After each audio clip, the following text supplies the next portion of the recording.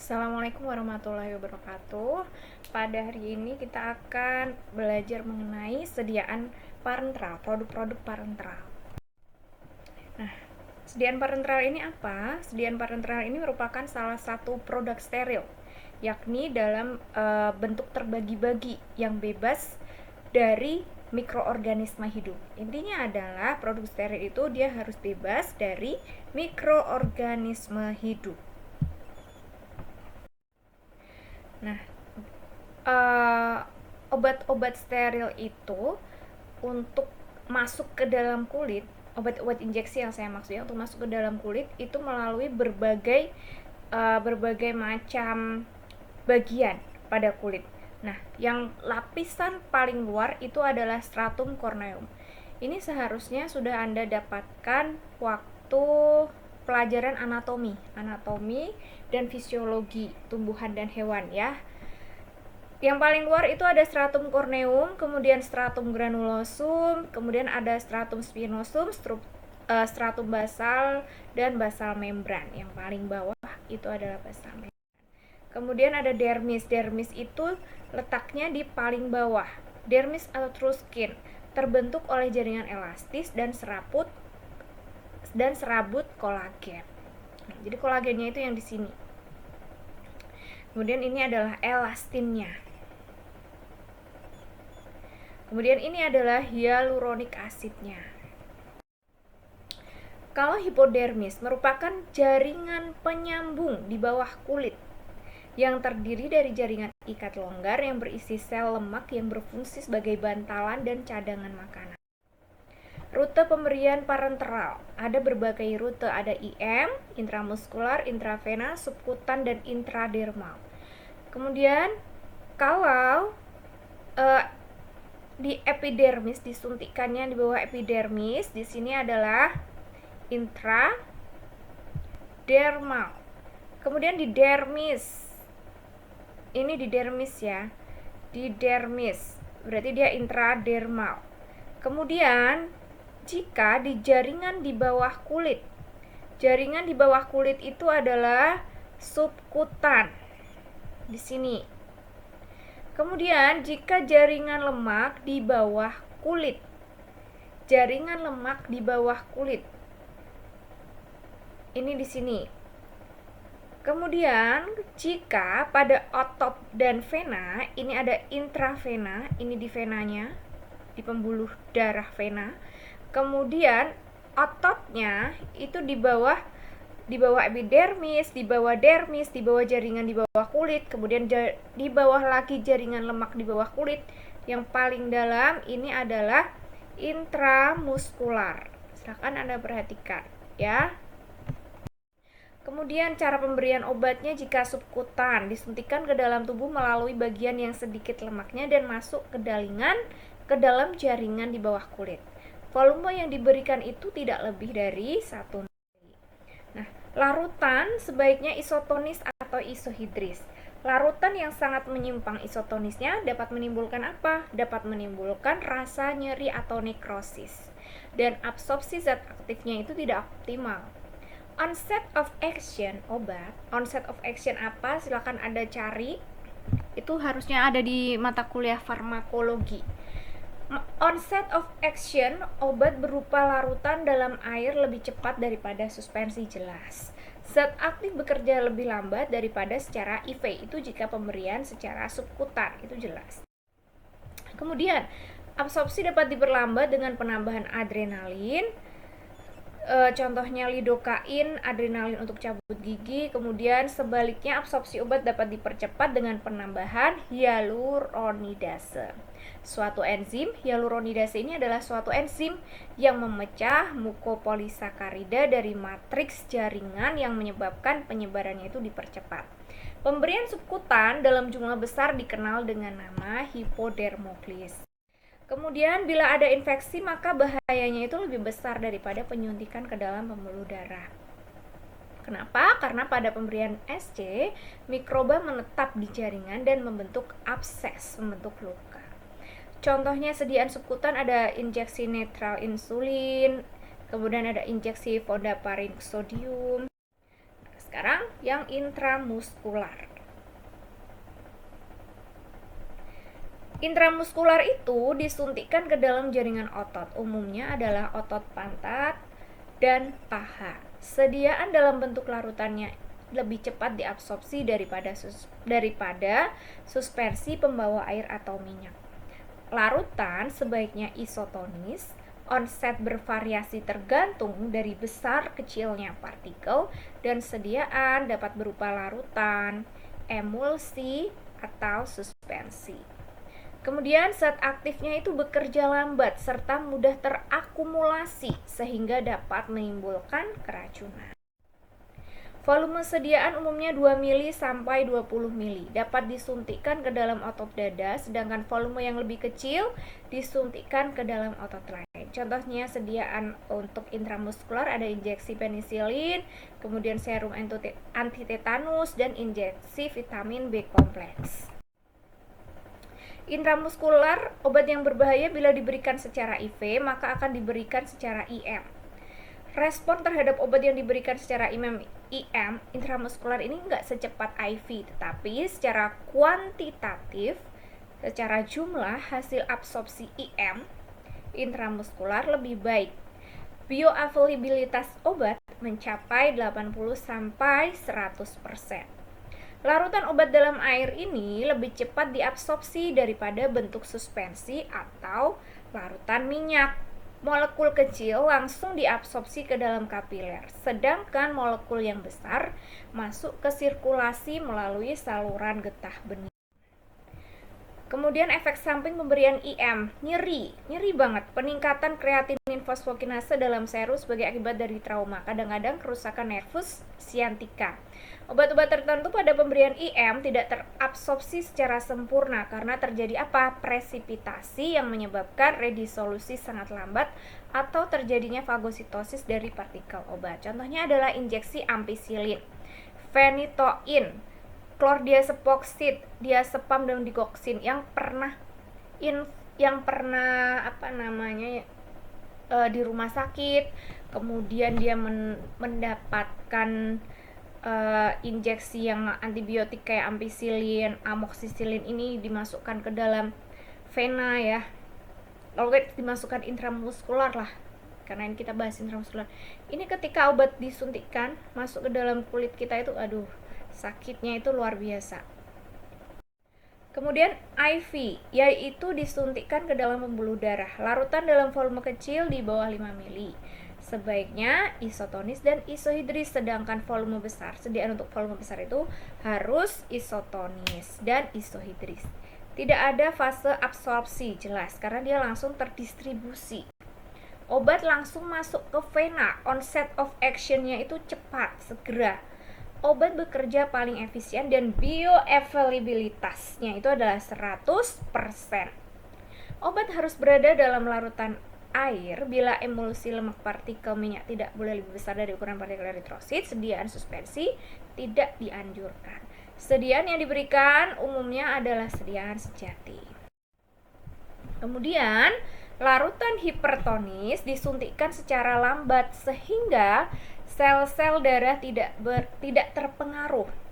Zat aktifnya itu nggak boleh merangsang pembuluh darah sehingga hemolisa seperti nitrit dan nitrobenzol itu dapat masuk. Kemudian adanya partikel dapat menyebabkan emboli, berbahaya.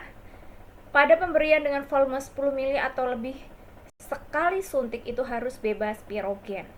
Contohnya injeksi sodium chloride. Cara pemberian parenteral lainnya ada intraspinal, yaitu disuntikkan ke dalam sumsum tulang belakang. Persyaratannya harus isotonis isohidris bila digunakan sebagai anestesi larutan hipertonis. Contohnya sediaan silokain. Kemudian intraperitoneal, yaitu kateter dimasukkan ke dalam rongga perut dengan operasi untuk tempat memasukkan cairan steril, cairan CAPD. Ini biasanya untuk hemodialisa. Continuous ambulatory peritoneal dialisis. Untuk pasien yang gagal ginjal, dia harus melakukan dialisis. Berarti dia harus intraperitoneal. Larutannya jelas, dia harus hipertonis. Zat aktif diabsorpsi dengan cepat. Volume diberikan dalam jumlah yang besar, 1 atau 2 liter. Infeksi tapi mudah terjadi. Kenapa? Karena pemakaian yang terus-menerus dan penanganan yang enggak steril. Biasanya sebagai cuci darah dengan cara CAPD, contohnya itu adalah infus dianeal 1,5%, 2,5%, 2 liter. Maka kalian harus menjaga ginjal kalian ya. Harus banyak minum air putih, minimal 2,5 liter. Nah kayak gitu tuh sepele tapi ya harus dilakukan kayak gitu. Memang sih efeknya itu kita bakal sering ke belakang, tapi daripada harus melakukan dialisis ya, jangan sampai ya. Nauzubillah, mudah-mudahan kita bisa saling menjaga lah kesehatan kita kayak gitu. Kemudian ada intraartikular, yaitu disuntikkan ke dalam mana? Ke sendi. Larutannya harus isotonis dan isohidris, contohnya Kenacort. Kemudian intradermal disuntikkan ke dalam kulit. Larutan semuanya itu harus isotonis dan isohidris ya. Volume yang disuntikkan itu kecil, yaitu 0,1 sampai 0,2 mili. Biasanya sebagai diagnosis Mantoux test atau tes alergi. Klasifikasi sediaan injeksi. Sediaan injeksi dibagi dalam klasifikasi contohnya sebagai berikut. Yang pertama, larutan sejati dengan pembawa air. Contohnya adalah injeksi vitamin C, itu yang paling gampang. Kemudian larutan sejati dengan pembawa campuran, contohnya injeksi fenobarbital. Kemudian ada larutan dengan pembawa minyak, contohnya injeksi vitamin A.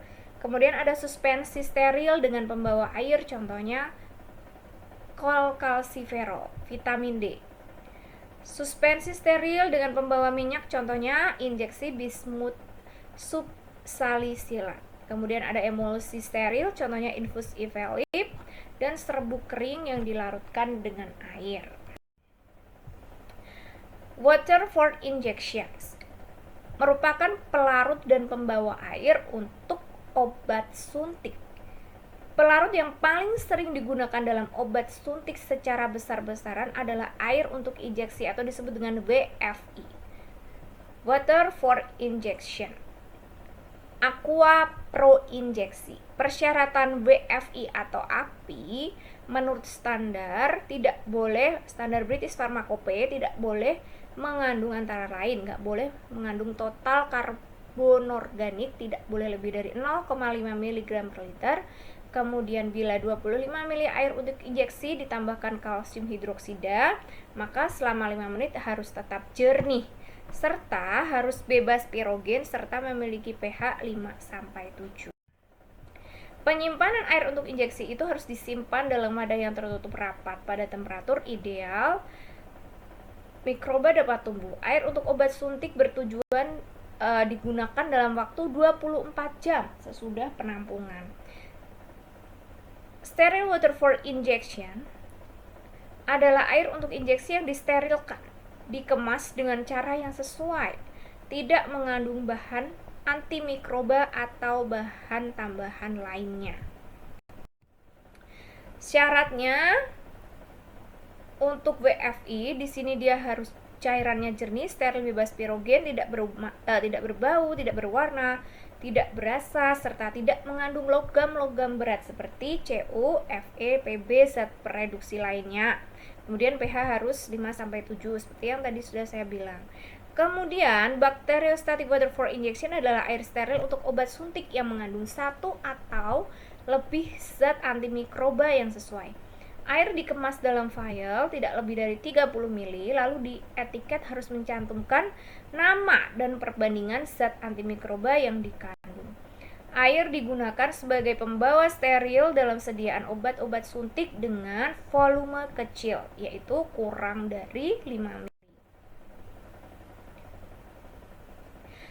Kemudian proses pembuatan water for injection ada 3 proses.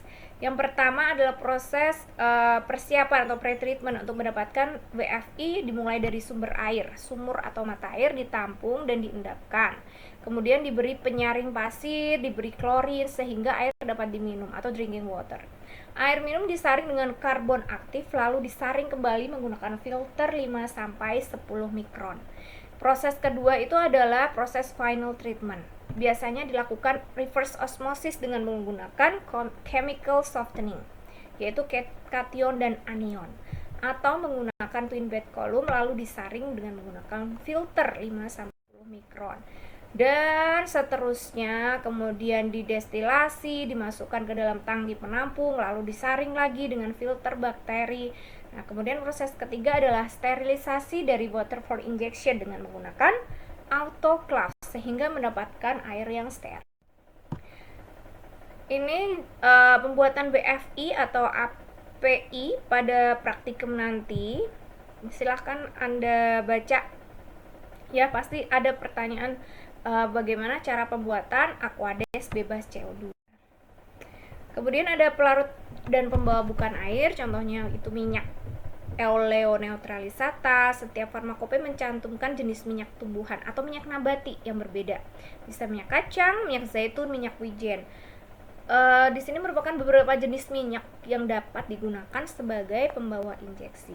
Minyaknya itu harus netral secara fisiologis dan dapat diterima oleh tubuh dengan baik. Tingkat kemurnian harus tinggi, bilangan asam dan peroksidanya yang rendah.